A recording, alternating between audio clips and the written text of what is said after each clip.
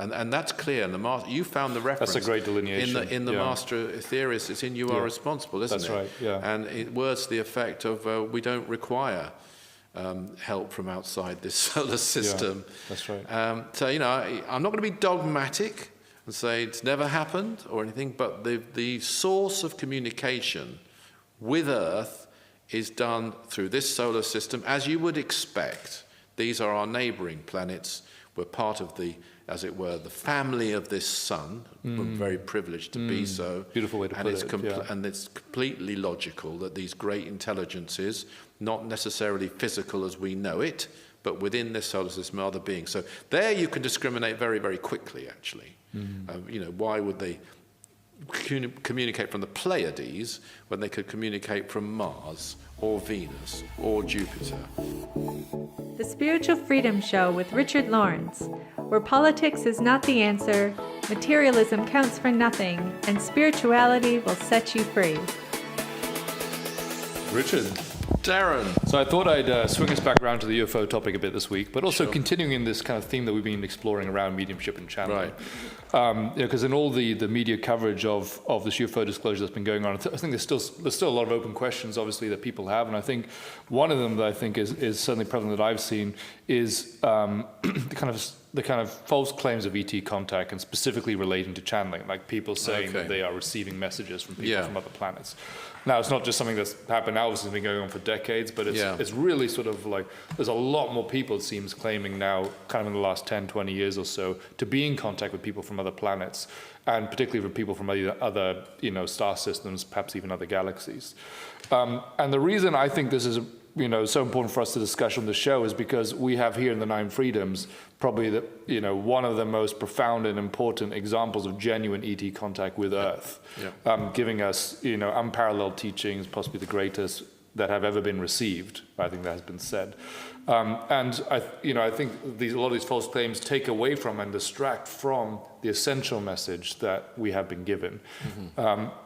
So I wanted to talk to you about this today, particularly because of your experience with Dr. George King and your own experience of mediumship of channeling, of course. Sure.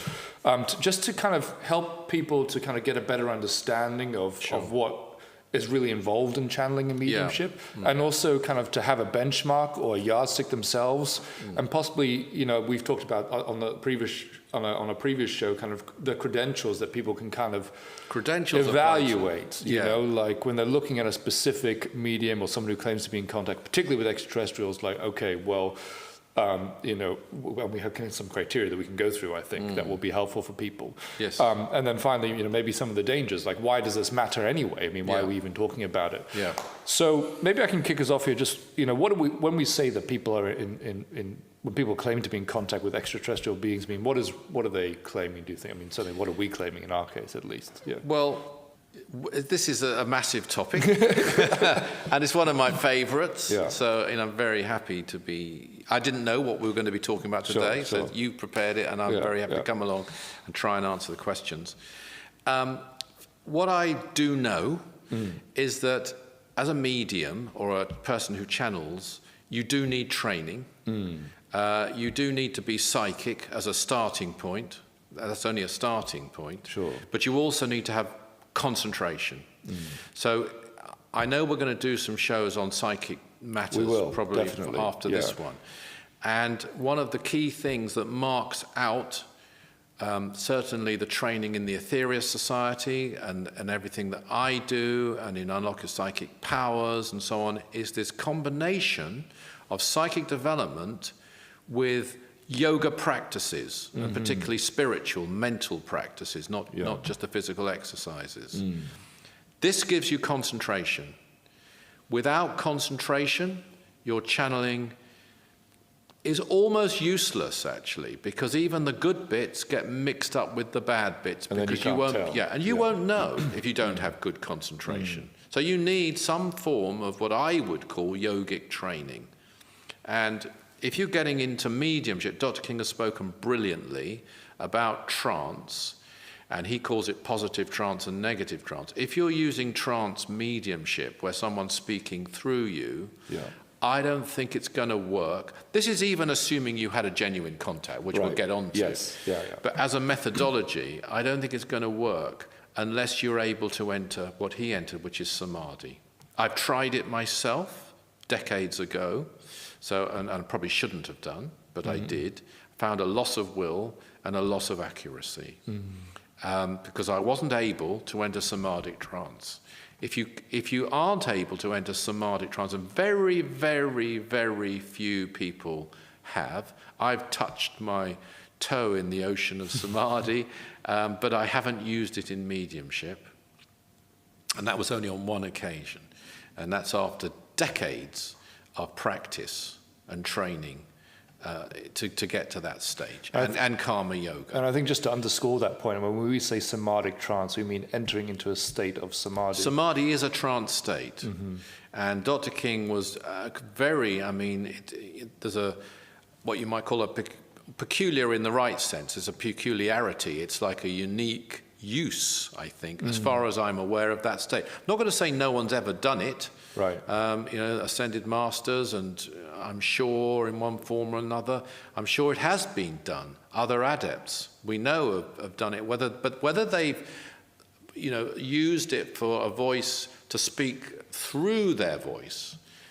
I don't know of any cases using samadhi, especially not with the technicality of the description that Dr. King gives of the state he enters, namely raising the kundalini to a particular psychic center, allowing a beam of thought to rest upon that particular center, and then it's translated into sound through his brain.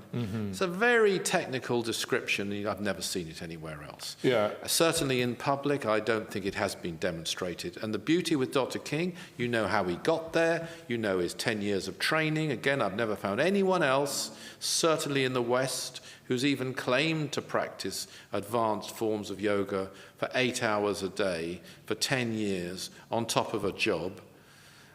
It's completely unique training, a completely unique state, a completely unique result.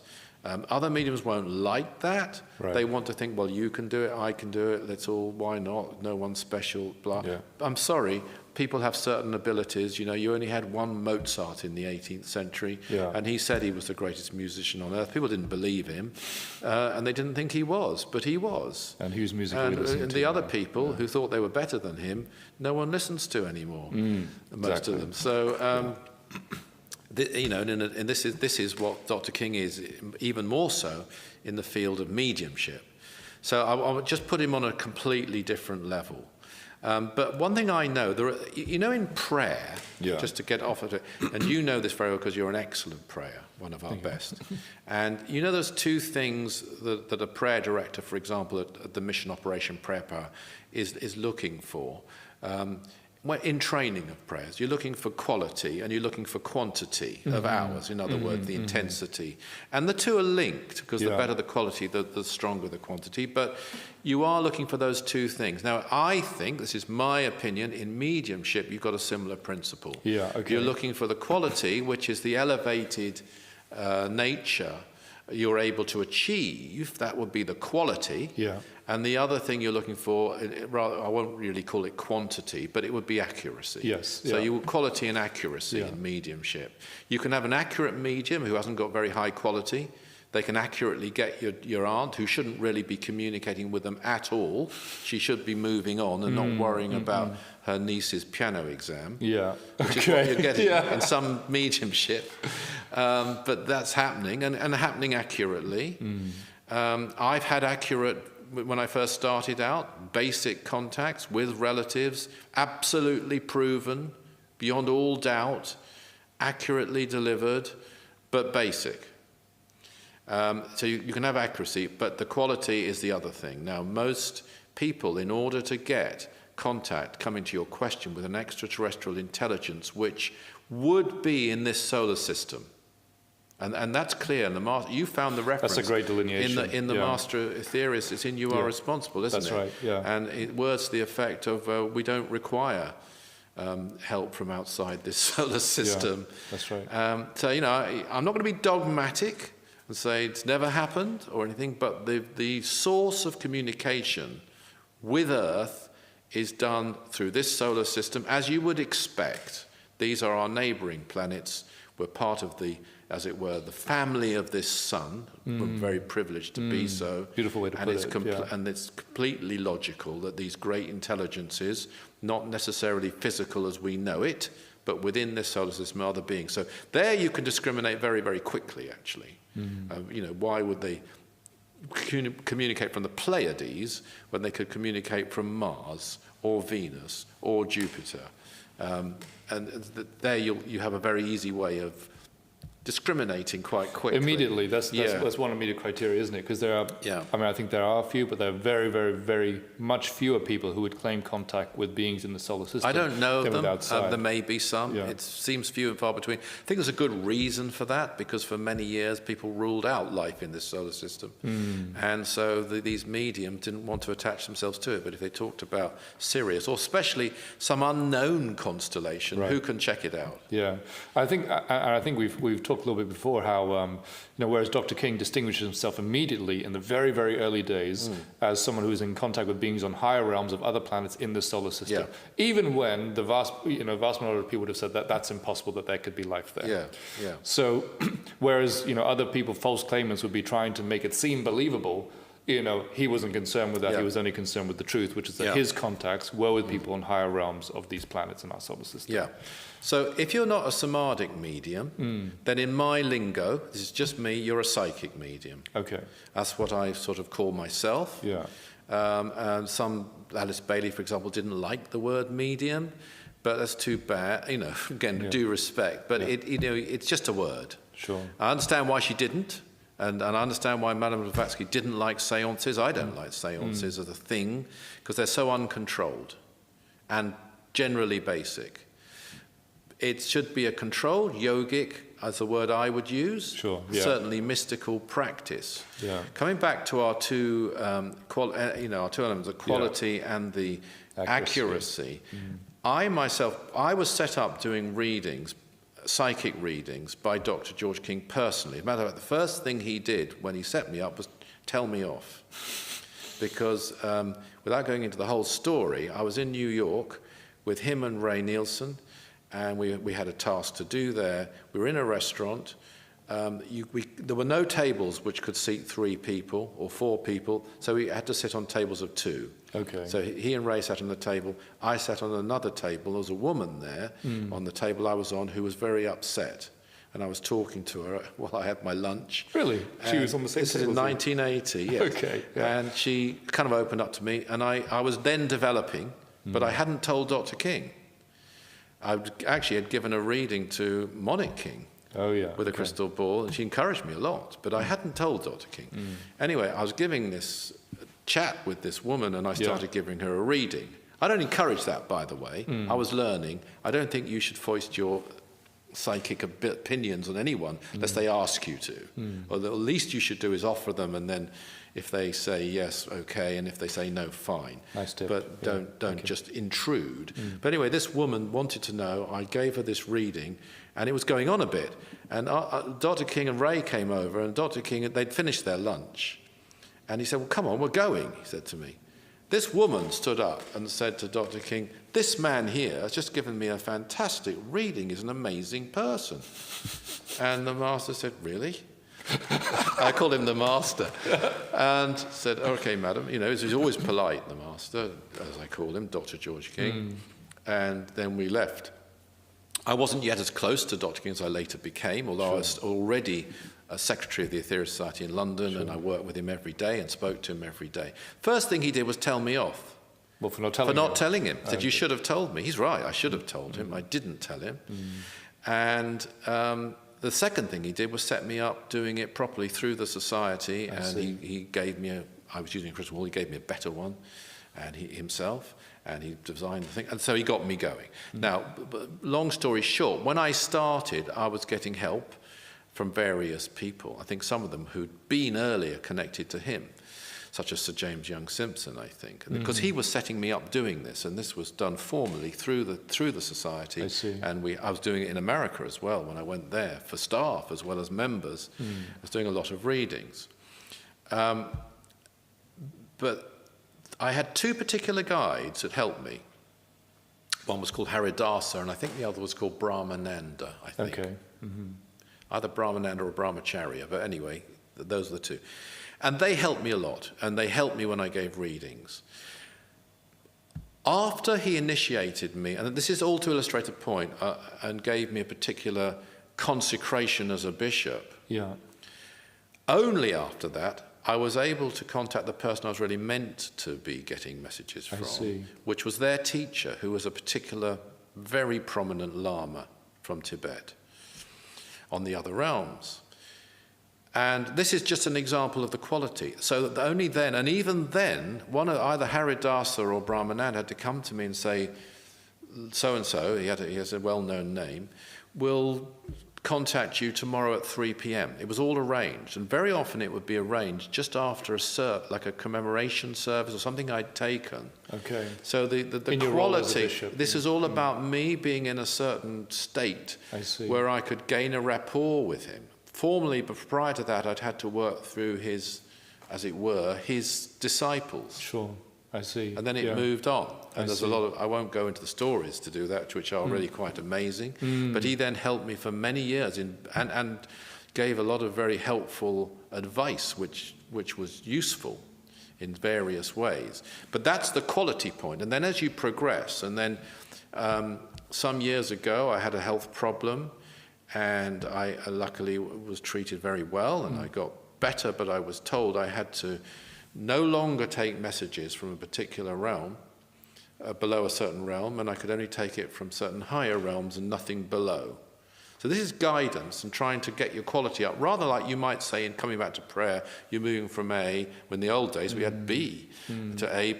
Now people have to walk in and get double A+ predominantly. It's more demanding, but then it's more sensitized. They're walking into an environment where their energy is being invoked more. Right. So, but you move up the notches, and you'll know, you can get a very good double A+ prayer, but you can get a much, much better double A+ prayer as you develop. Right. And, who knows, some people might be going beyond that, but we don't assess beyond that. At moments, maybe. So it's a progression. And then, of course, as you go up, you're able, then only after that I was able to get, for example, Francis Bacon and Dante. Yeah, I think what that illustrates for me is that, there's like a track record, and there's a sort of like traction. Even you're making progress, not just that you fell off a log one day and suddenly you're in contact with someone in the higher realms. Or you go straight to and that's these, even say Bacon, Dante, and we've talked about Blavatsky, who I think is on a very high realm, but she's not ascended. In fact, I remember having a dinner conversation with Dr. King on the anniversary of her death. Just the two of us were having dinner in LA, and a book had been written about her, another horrible book, denouncing her. There's plenty of those. She certainly went through terrible allegations and disgusting rumors. She said that in the message, actually, didn't she? Yeah. Even she did. Even within her own movement, and that's one of the calling cards. If you've never had attacks of any kind, then you're not really getting anywhere. I would say. Of one kind or another. It might even be within your family. It could come from anywhere, but you will get that if you're really making progress. And you might get it psychically even, but you have to be. That's another topic, I think. But you have to be careful. But you might, if you're doing something really good. But we were talking about this book that had come out, and he actually stood up from the table, and he was incensed, and he was walking around the dining room, and kind of wagging his finger. But I remember him saying to me, "She's in the Great White Brotherhood now. Like they can like it or lump it, but she's in the Great White Brotherhood now." Now, he didn't mean by that ascended, because that can be used to mean ascended, but it can also mean to mean connected to, which she was in her lifetime, actually. She was a disciple of ascended masters. It doesn't mean white-skinned, by the way, and it doesn't mean men. It's just an old-fashioned term, Great White Brotherhood. Most of them aren't white-skinned, as a matter of fact, and some of them are women. True. But so that's on the loose. So she isn't ascended.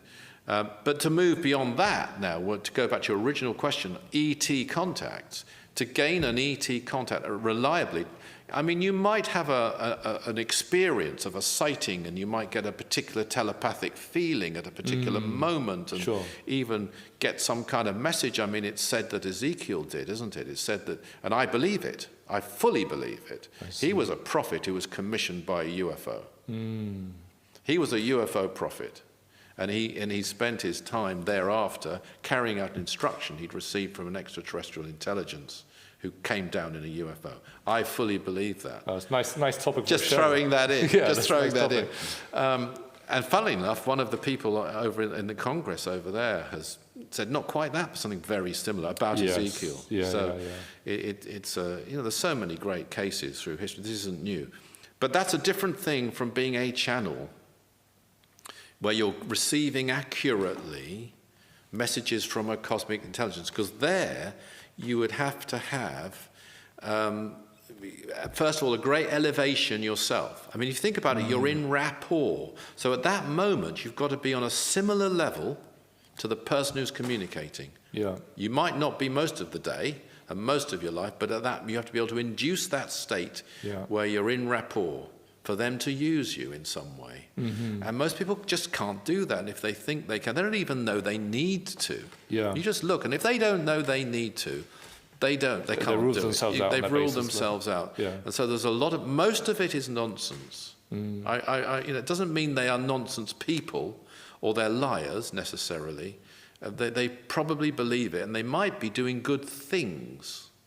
I mean, so we do have to separate that. It's a difficult one. I mean, there are people who thought they were hearing from the Virgin Mary who weren't. I talked to Dr. King about this because of their Catholic upbringing. It could be a guide. It could be someone who's passed on who was a nun and wears something that looks to them a bit like the Virgin Mary, and they don't think it's Sister so and so. They think, and it's a difficult problem. Does the guide then drop their person because they've got their identity wrong, or do they carry on? At least they're giving healing. Yes, at least so it's a complex business. I've got a lot of sympathy for guides. One time I was going to write a book called A Good Guide. No, I can totally appreciate that, and also, come back to your point about this elevated state. It's like. And it's not a vague thing at all, is it? I mean, we're talking about raising Kundalini in full to a very high center. I mean, that's happening, if that's happening, and you've practiced 10 years for 8 hours a day like Dr. King to do that. Another thing in my limited experience that I have found, when I was told about 10 years ago I've got to move up a notch, and it was all around the time I had an illness too. It's interesting. That can happen to people. By the way, people, if you've got an illness, sometimes it can be a moment of breakthrough. It can be a thing that you're going through a change, that the soul have agreed, decided to take on some of your own karma. I'm not going to say anything else. It is your karma, but it can also lead. I've met a number of people who found spirituality through either a physical or mental health illness, which they then recover from, and then they change their life, which is what was required. I bet you there's people this will resonate with who are watching this right now. So on a higher level that can happen, but that's an aside. But I did find, though, when I started to try and go higher, and there was a block on those people communicating with me who were low. So there is some control over who you're allowed to hear from. It was also kind of more difficult to concentrate, in a way. Because it was so beautiful as you go higher. This is just my limited experience, and that's not ETs. That's people in other realms. Because it's such a beautiful energy that you almost want to drift off and just enjoy it and go into a sort of semi-blissful, peaceful condition around it. I see. And you're not there to do that. You've got to concentrate and get the words. No, and so I think that illustrates kind of like broadly a benchmark of what we're talking about, because even with you and your experience and training, we're still talking about beings on higher realms of Earth. And it's Dr. King's level of training and experience and as an avatar that he's making contact with extraterrestrials from other planets. And I will say, actually, and I was talking to Brian Kniep about that very recently, and he had a lot of experience in the latter days of Dr. King getting mental transmissions, which weren't somatic trance. Oh, yeah. This is a good point. But he was then getting what you might call dictation. Yeah. And he was always very careful, and he always, every time, he got it scanned. Because he did checked by them. And you people will have heard that probably when they've heard these. And you want to, can I play back the tape? And I don't know of a case myself, whether they've ever come back and said, no, you got this wrong or that wrong. But I don't know of one. But but there again, he did it. He was wary himself of the condition, and he got it checked. But I know also that some communicators, and he's told me this, and he's definitely told Brian this, were easier for him than others. So in other words, he had more affinity with certain cosmic intelligences than he had with, say, I don't want to particularly name anyone, but a communicator that wasn't a regular communicator, perhaps wasn't someone, an intelligence he personally knew so well, would be more difficult for him and slower a bit than someone he was regular in touch with, like, for example, there's one called Adept Number 5 that was someone he knew very, very well and had a very wonderful relationship with, and he could very quickly get. So even at that level, but he could still do it. Right. But it's all about rapport. It's a skill, it's a science, it's not a sales. Yeah, I like that, yeah.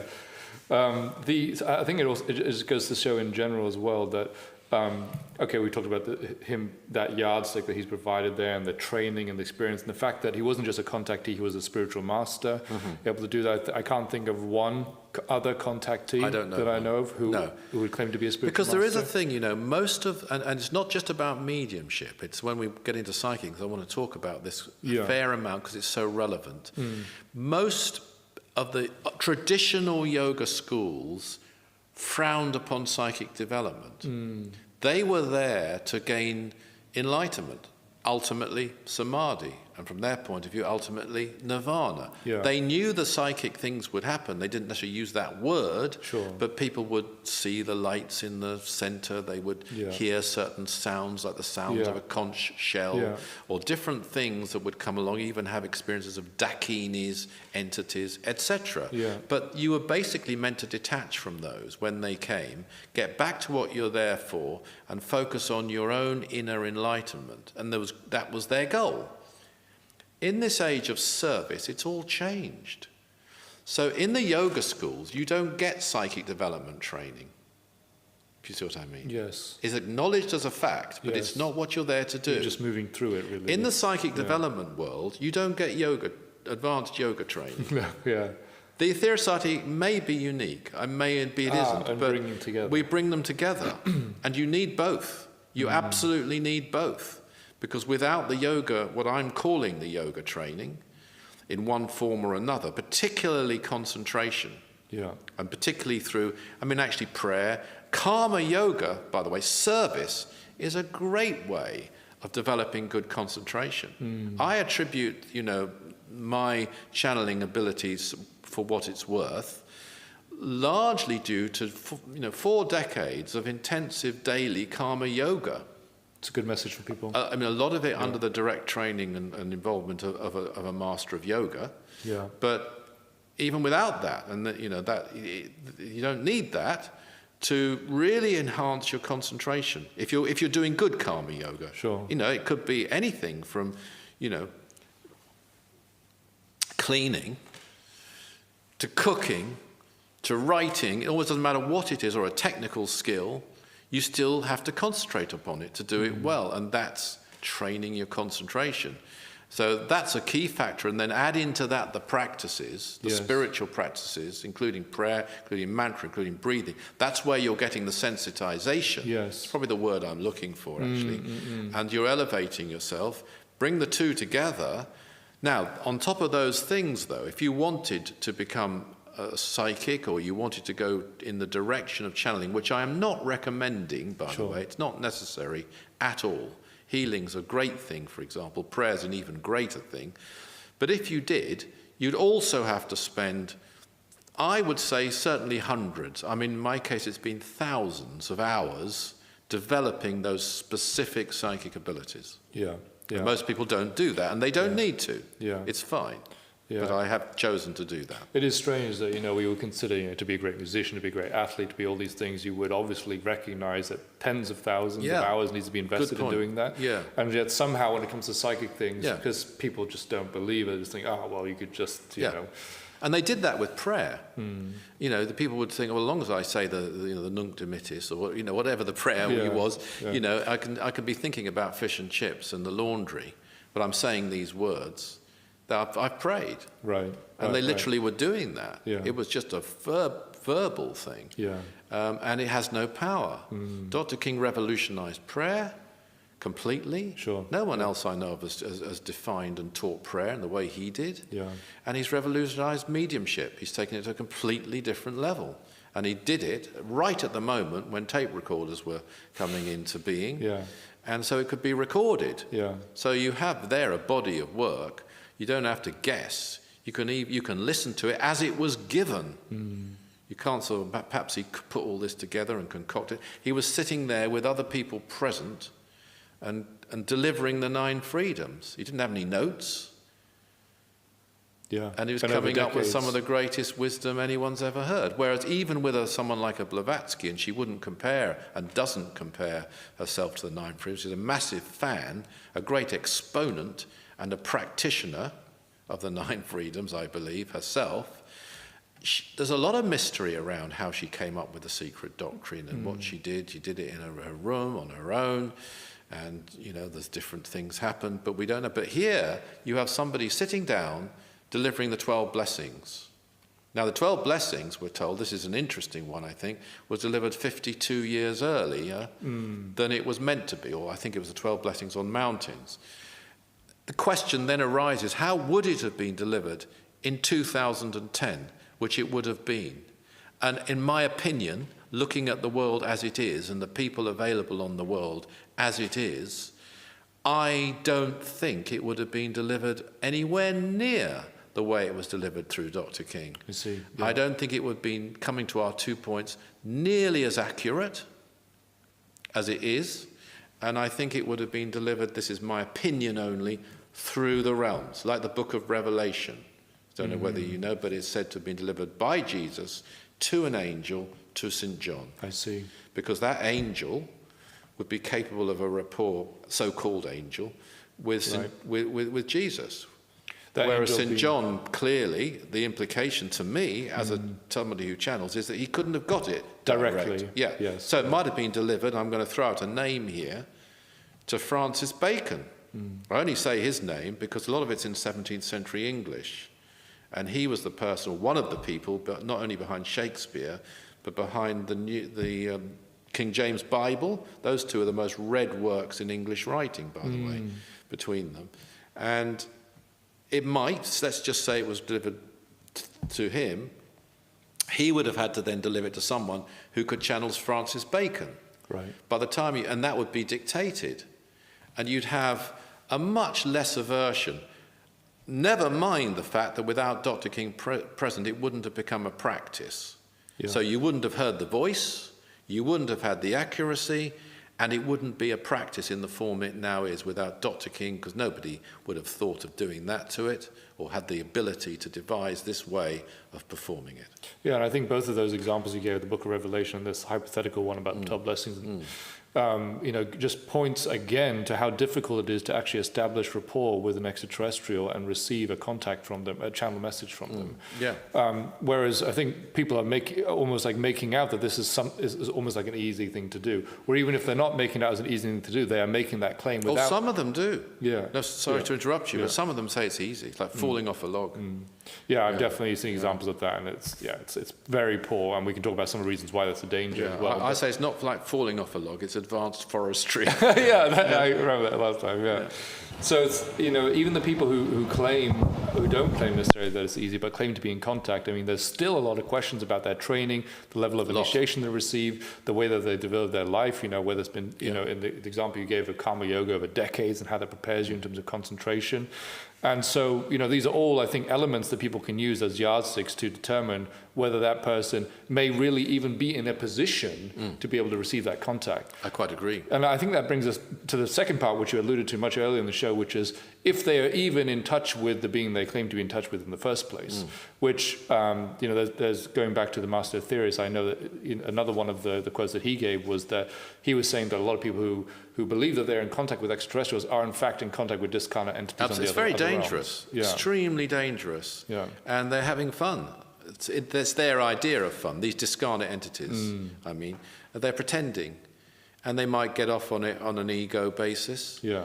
And they might, they could also want to cause confusion and damage people like us, people who, Dr. George King, who has a genuine contact. If there's a total melee of confusion out there, and they love confusion, then people just lump him in with everybody else, and he's not.